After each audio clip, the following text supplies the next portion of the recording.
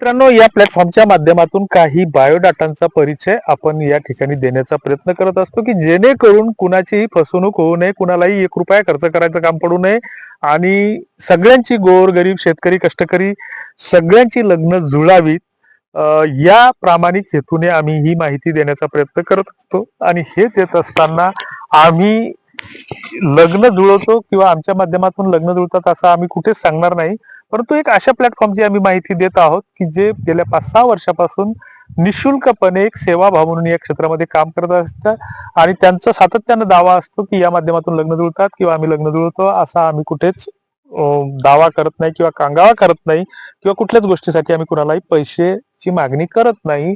लग्न जुळण्याचे जे काही मंत्र आहेत किंवा सोपस्कार आहेत, तर ज्या काही बाजारू विवाह संस्था आहेत, काही चांगल्या विवाह संस्था आहेत, छोट्या-छोट्या समाजाच्यासाठी ज्या काम करणाऱ्या आहेत, तर ह्या वधूवर परिचय मेळावे घेतात, धडपड करतात.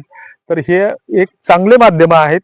मात्र ज्या काही हल्ली मनासारखे नवरे मिळतातच कुठे, ही एक जाहिरात येते, मग अमुक-अमुक ॲप डाउनलोड कर, मग तुला असं-असं स्थळ हवंय का, मग चॅटिंग होईल तर, संवाद होईल तर, डेटिंग होईल तर, तर त्याच्यातून फक्त फसवणूक होते. याच्या नादाला चुकूनही लागू नका. काही-काही असे ग्रुप येतं, की देवाच्या नावाने येतं, संतांच्या नावाने येतं, काही-काही महामानवाच्या नावाने येतं, काही शेतकऱ्यांच्या नावाने येतं आणि मोबाईल नंबर खोडून मग तुम्ही इतके पैसे दुकानदाऱ्या आहेत, तर अशा दुकानदारांपासून आपण ज्याचं त्यानं सावध असलं पाहिजे. बाकी पानपोई लावून पुण्य मिळवायचं का पाण्याचा व्यापार करायचा हा ज्याचा त्याचा प्रश्न आहे. मात्र जे काही आपल्याला समाजासाठी, स्वतःसाठी, आपल्या गावासाठी जे काही चांगलं करता येईल किंवा निदान चांगलं जरी नाही करता आलं, तर कुणाचं वाईट तरी चिंतू नये, या उद्देशानं आम्ही काही माहिती देण्याचा प्रयत्न करत असतो आणि मग त्या स्थळांचा परिचय देत असताना किंवा सांगत असताना वेगवेगळ्या माध्यमातून लग्न जुळली पाहिजेत. मग WhatsAppच्या माध्यमातून जुळले पाहिजेत, Facebookच्या माध्यमातून जुळली पाहिजेत, YouTubeच्या माध्यमातून जुळली पाहिजेत, एखादी वेबसाईट असेल फुकट तर त्याच्यातून जुळली पाहिजेत, मध्यस्थाच्या माध्यमातून जुळली पाहिजेत, आपल्या सोयऱ्याच्या माध्यमातून जुळली पाहिजेत, वधूवर परिचय मेळाव्याच्या माध्यमातून जुळली पाहिजेत. असे अनेक दालनं आणि उपाय आहेत. ही लग्न जुळवण्याची साधनं असू शकतात. मग असे 1760 दगड जर आपण मारले, तर एखादा दगड कुठं ना कुठं तरी लागतो.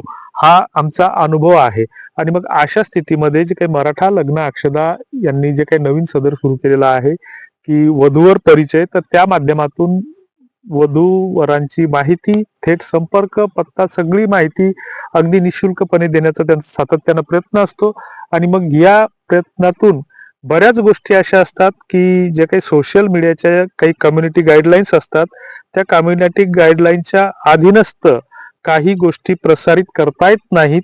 मग त्याच्यामध्ये गोपनीयता असेल, सामाजिक सभ्यतेचा हिशोब असेल, तर या हिशोबाने काही गोष्टी करता येत नाहीत. 8-10 वर्षापूर्वी तुम्ही बघितलं असेल, की साधारणतः गावखेड्यामध्ये एखाद्या मुलीची सोयरीक जरी झाली आणि त्यांनी जर फोटो मागितला, तर फोटो पण सोयरीक झाल्याच्या नंतर सुद्धा देत नव्हते. बायोडाटा तर हा विषयच नव्हता. आता आता सोशल मीडियावर कोण काय करायला ज्याचं कुणाचं कुणावर नियंत्रण नाही. मात्र अजूनही 80% लोकं अजूनही आमच्या गावखेड्यातल्या शेतकरी स्त्रिया ह्या आपल्या डोक्यावरचा पदर अजूनही ढळू देत नाहीत.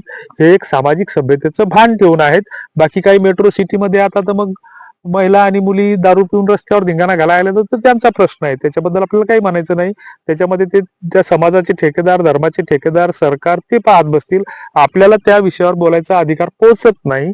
मात्र यांचं जे काही परिचय सदर आहे, तर त्या परिचय सदरामधून लग्न जुळण्यासाठी मदत होते. किंवा सगळ्यांनी जर सामूहिकपणे प्रयत्न केले, तर नक्कीच त्यातून लग्न जुळतात असा आमचा एक दावा म्हणायला हरकत नाही किंवा अनुभव म्हणायला हरकत नाही.